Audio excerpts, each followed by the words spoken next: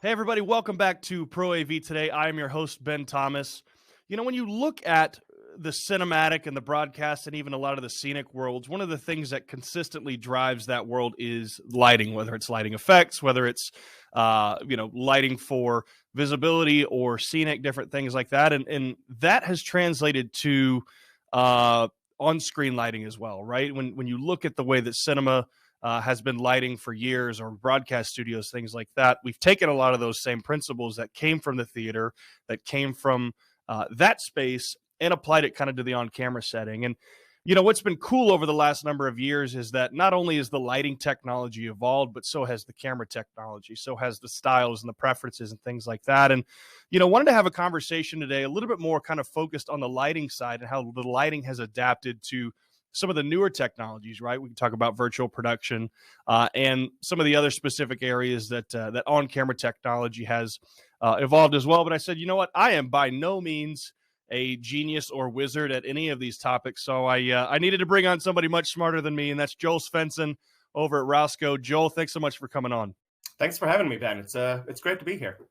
Joel, what's cool, and one of the reasons that I wanted you to be on the show is a lot of the principles that we're talking about today have actually translated back to, on-set design, and you talk about backdrop lighting and cyc lighting and things like that. And that's a world where you, not only on the Roscoe side, but just in general, are very, very familiar. And, if you would kind of talk a little bit about specifically on the on-camera side, how far have we come from maybe that kind of 1950s MGM giant soundstage style, maybe now to that virtual production and kind of condensed studio space? Yeah, that's a good question. That's how Roscoe got into this business. We've been in business since 1910, and you kind of hinted at it about how the technology started on the theatrical stage and moved into the studio, and we went right along with it. The gels that we were making for Broadway and the theatrical stages, once they started shooting color films and, color television, they needed to find a way to make colored light. So those gels that were on the stage are now finding their way into the studios.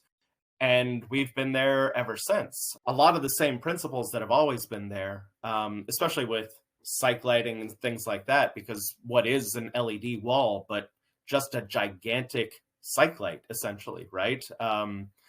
And yes, it fills the stage, it fills the environment with the light and the color of the scene. And I think that's what makes it so magical. Filmmakers back in the day, they used to spend, gobs of money with thousands of watts, tens of thousands of watts of light and a bunch of Roscoe You've got Fresnels for days. Right. With a ton of Roscoe gels and diffusions to create that beautiful, colored, soft, dappled light that now the LED wall does all by itself. You know what I mean? Now, those walls aren't inexpensive by any stretch of the imagination.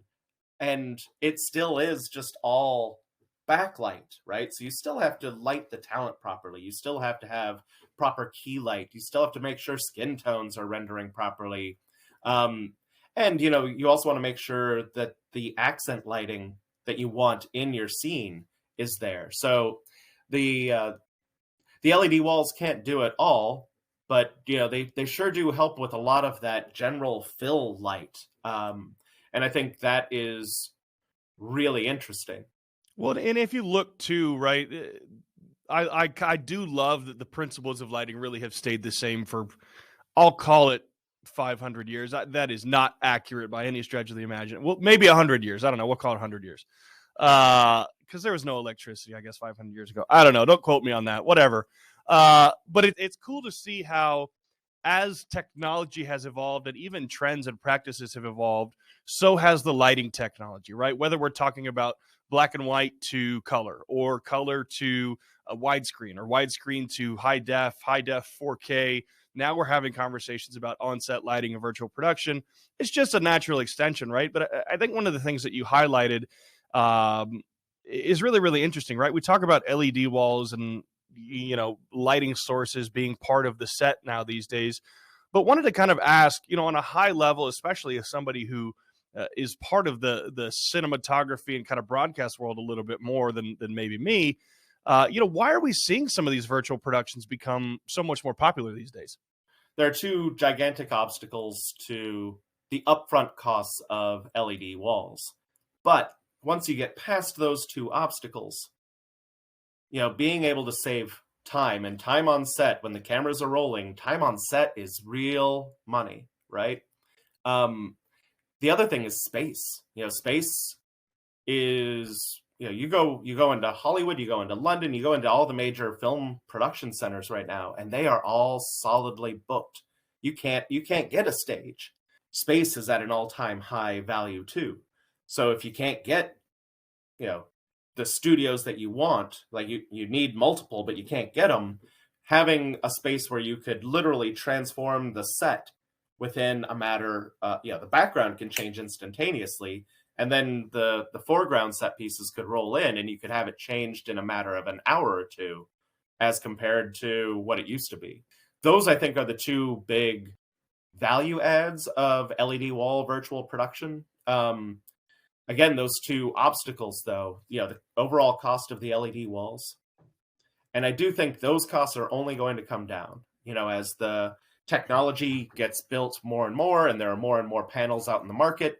More importantly, as there are more and more volume stages out in the market and they start to compete with themselves, those costs are going to come down. The other cost barrier is creating the content that goes on those screens, right? You can have the best LED wall in the world, but it's just a black background unless you're sending it content. And creating the content that goes back there, that gets real expensive. That's hiring artists and people to create that content, whether it be shooting it or designing it in Unreal Engine or however you're sending content to the wall.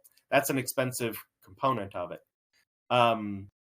So figuring out ways to address that as the cost of the walls come down and as you figure out ways to address the cost of the producing the on LED wall content come down, I think more and more people are going to get into the virtual production space.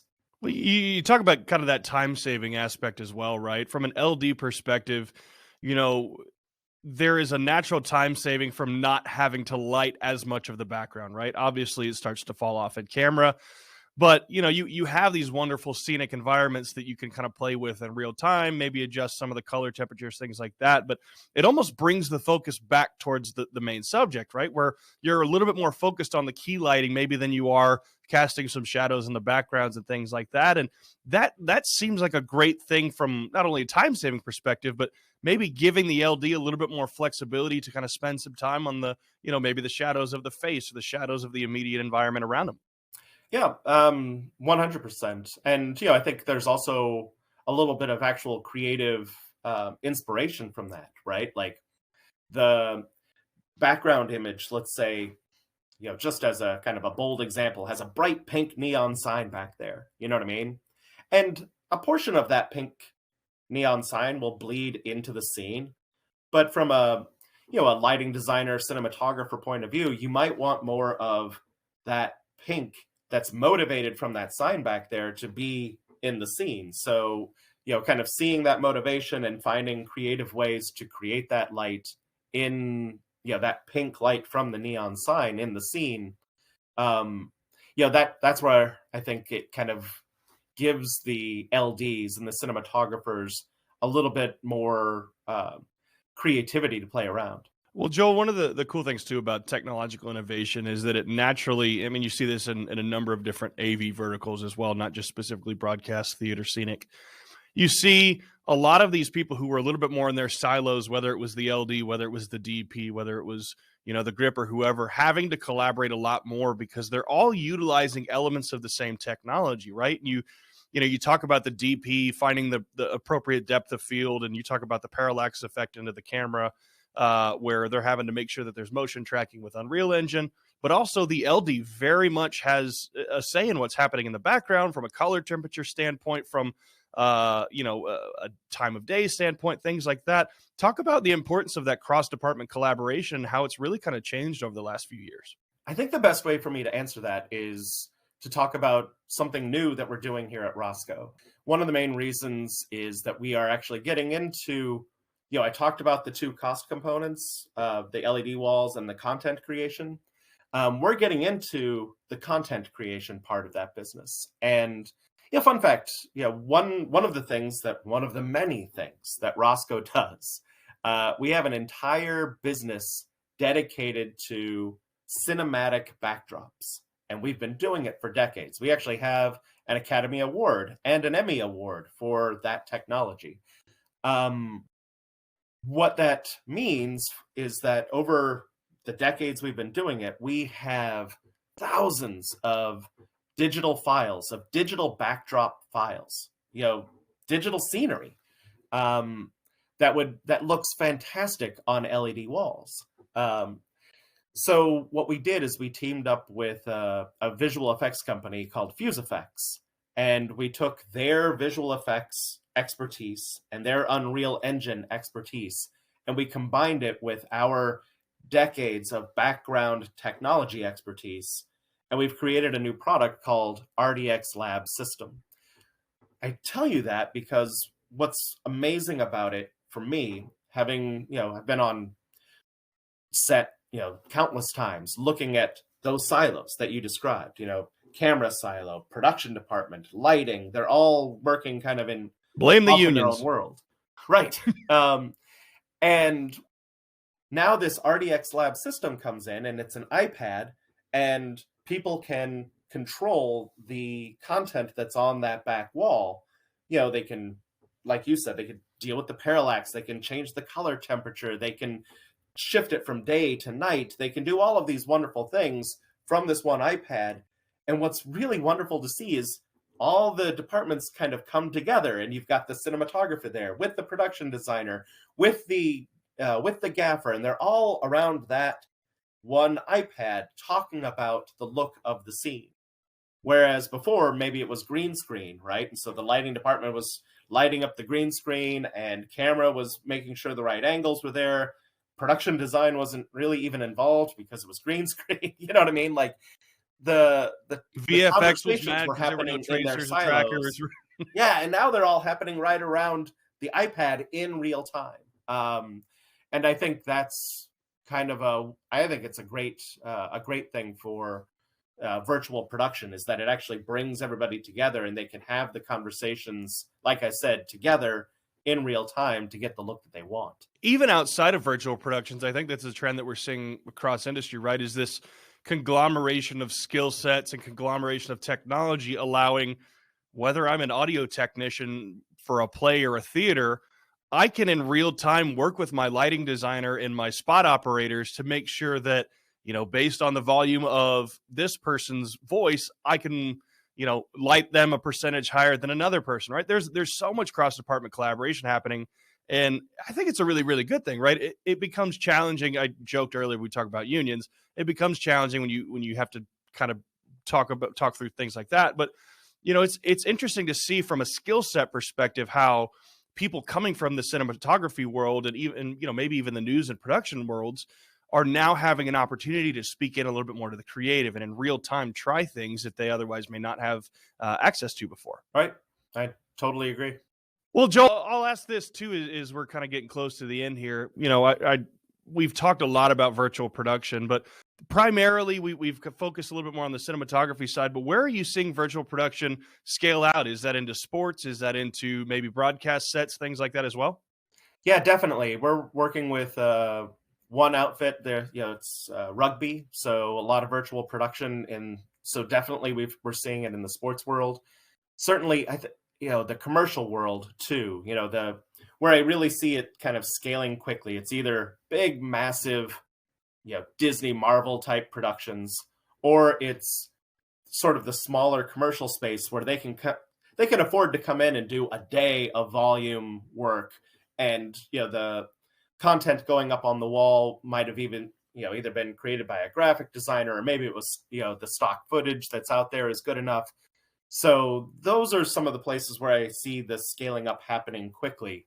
I have $1 million idea that I'm going to share with all of your listeners.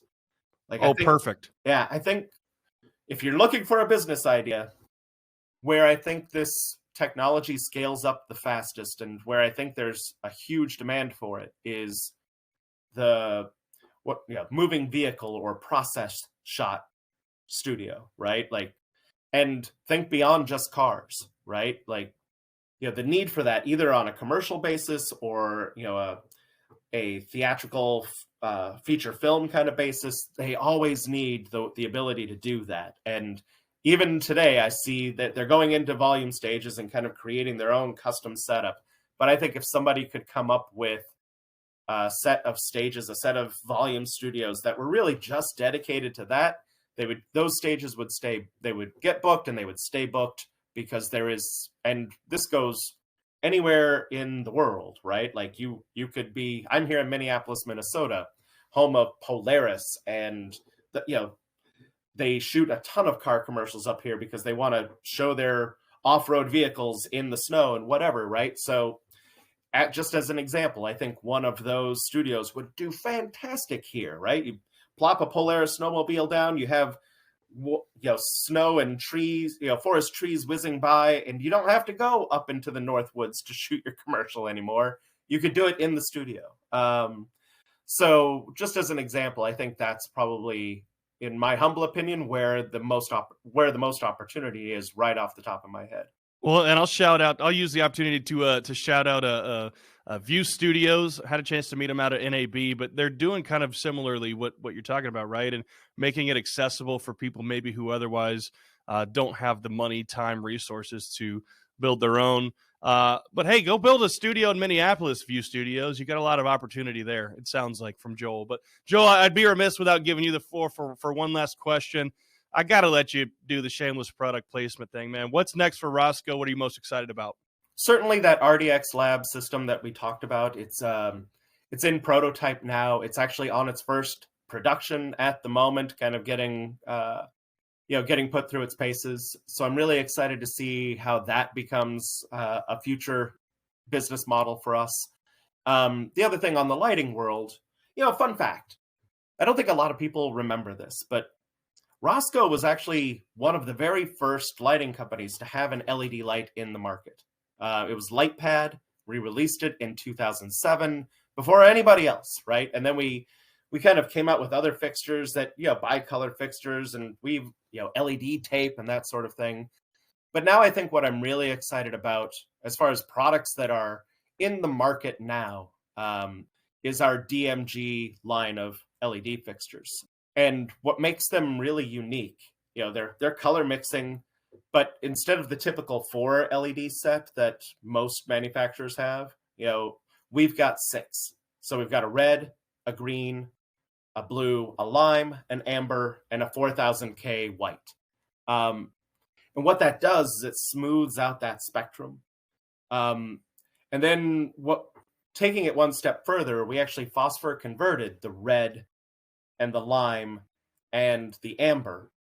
And the reason we did that was to smooth out the part of the spectrum where there are skin tones, right? If there's one piece of feedback we've gotten about our DMG lights with the mixed technology inside over the years, is that it looks great on skin tones. Not to float my own boat, but I'm lit with one of our DMG lights right now. But the reason that they look so good on skin tones is because they're actually producing the wavelengths that are present in skin in the first place. So we've seen a lot of growth in that part of our business. We are after years and years and years of being the company that makes colored light, now we're not doing it with gels, we're doing it with LEDs, and it's a fantastic space for us to be in. The technology is wonderful, and I feel like most of the customers who come in and give it a go really appreciate what we've been bringing into the market. Well, Joel, as we continue to be in a video centric world, whether that's live broadcasts of theatrical plays or broadcast or cinematography in general, you're going to start having more and more of those conversations globally, and as we're talking about skin tones and things like that, especially when it comes to the color mixing and LEDs. So I love that you guys are leading that conversation right now. But look, Joel. I appreciate you coming on today. Look, we've got to find a way to get you back on. There's so many more topics I feel like we can cover at this point, and maybe even talk a little bit more about the virtual production side. But Joel Svendsen from Rosco. Joel, thanks so much for coming on the show. It's been a pleasure. Thanks. And thank you guys for watching as well. Be sure to tune in next time.